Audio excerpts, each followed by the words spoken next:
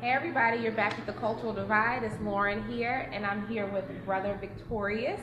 We are at the Redefining Manhood Conference, and the men of PGPCS. PGCPS? I know that's a lot, right? It's a lot. It's a lot. Talk to us today about the conference, and then give us a brief history about who you are and the role that you're playing in the world of education. So the conference is put on by the men of PGCPS. Men of PGCPS is a collection of educators in Prince George's County Public Schools. Okay. And our main goal is to recruit and retain more male educators into the field, right?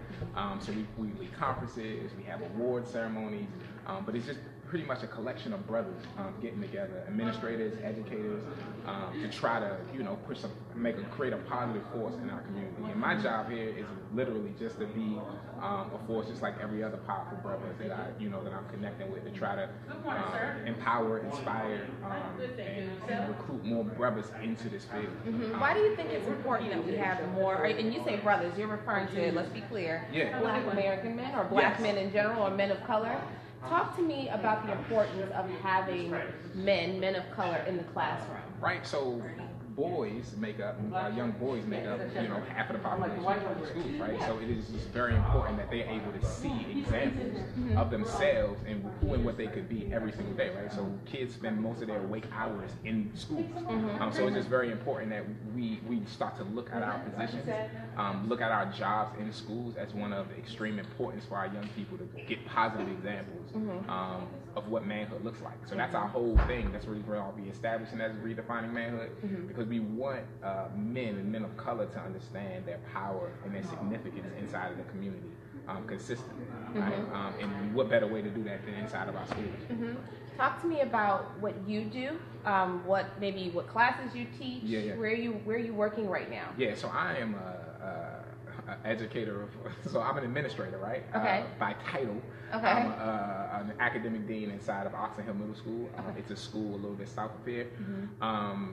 And I've been a history teacher for a good amount of years. I got, so that's what I like my heart is. My heart is as a history educator, but now I'm a administrator, but I also train educators nationally, and I also speak with students. So I'm a student speaker as well. I do that nationally as well. So, I kind of do a little bit of everything, but my main job is being an educator, vice principal inside of Oxon Middle School. Talk to us about what success looks like. How do you know that you are doing what you have set out to do? What does that look like for you in terms of the students and the community? What does success look like? That's a real good question. I was having a conversation with somebody about the other day, and success looks like to me continued growth, right? So it looks like this idea of being at one point and being able to grow into something greater as the years progress. So with a young person, young people come to you at so many different stages of their lives, right? So our main job is just to be able to pour into young people so that they can grow into more powerful human beings. So there's no real bar that I want you to be at, where hopefully through relationships with each other that I'm a greater man because I've met certain students and that I help them become a better person because of their interactions with me. So it's for me, it's not a test score, it's not a grade on a report card. It's how well you have grown in our interactions together, and not just me helping you grow, but you helping me grow as well, right? A teaching relationship is interchange, right? So we're sharing. Right. It's not something that I'm just giving to you as the all-wise sage, right? So it's something that we're both sharing. Yeah. Okay, so thinking about growth and that relationship, do you have any examples that you want to share of students who have come back and you've been like, that's why I do what I do, this person right here? Just talk to us about any students that you still have relationships with to this day who you can say, that is why I do what I do. So when you said that, I got chills going through my body, like in real life, like from my head to my toes, right? Because it happens when I go to the grocery store. Like I never feel like a celebrity until I'm doing my own thing, and the kids like, hey, right? So it's just that celebratory feeling when you see somebody that you have a relationship with. Right. But on a more personal note, I have a young person who I've been a mentor of, and he's been a mentor of me too, who's helping raise my son. Right? Wow. Like I met him, he was in middle school, and he became the babysitter for my son, and now my son is like in love with this guy, right? He's about to go to the Air Force, and so it's things like that, right? When I say it's a relationship, it's one of those things like I help mentor him, but he has a much more powerful force on my 10-year-old, right? He's pouring back into you what you poured in him. He's now pouring back into your life. And so that is probably the biggest feeling, the greatest feeling. But we have these experiences. That's why we do it. That's why teachers come and get underpaid and and deal with the things that they got to deal with, because it provides that powerful feeling, the feeling of God. That's what it is. Right? So. What do you want people to walk away with today from this event? What does that look like for you? Is there a message that you want to send? Maybe there's a call to action that you have. Tell me what you want people to walk away with. My biggest prayer when we're gathered is that we can help each other. Is that we can help each other become better for our young people, be more reflective on how we can grow as educators, as men. My session is on culturally responsive teaching in predominantly Black schools, right? Okay. So my main charge today is to help educators see themselves and hopefully see their own culture and how it impacts how they see the kids inside of their classrooms. But in general, what we're trying to do is just improve and grow and learn with one another and reflect. So I feel great if educators are able to leave and people who attend this conference are able to leave better than when they came. Okay.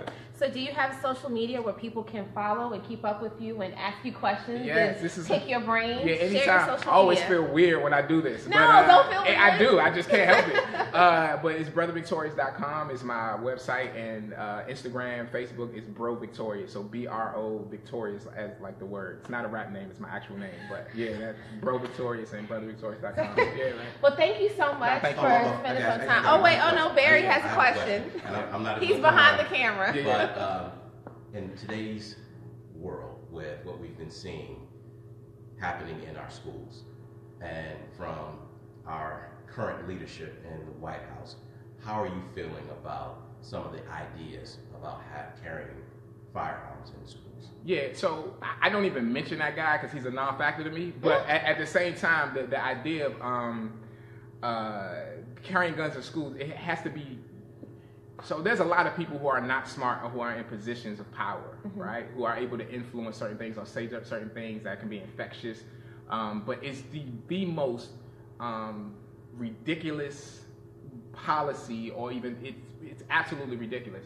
The ways in which we fight against gun violence in our schools is to teach our young people to love each other and to love up on them. So anytime that there's been incidents, even I work at a middle school, so it's funny, like my students, the relationships that I have with my young people are the catalyst for curtailing violence in my schools, because I trust the young people to come and tell me, and they come tell me all the time, like, Brother Victorious, this is about to happen. Brother Victorious, we heard this. Brother Victorious is that. So when you build a culture of love and trust and relationship, just like in your home, right? If you build that inside of schools, the schools will be protected. And that is, love is the most powerful force in this world. So if we focus on that and not on carrying a gun or fear, yeah, that's the way we get there. But policymakers and people who don't interact with love can't understand it. We're not on the same wavelength. So you have to be on the same wavelength to be able to understand that is the perfect policy to solve all gun violence, or to solve violence in general, is to produce and act in more love. Like, that's it. Perfect. Okay. Yeah. There it is. We appreciate from Brother Victorious. No problem. Well said. Thank you. Well said.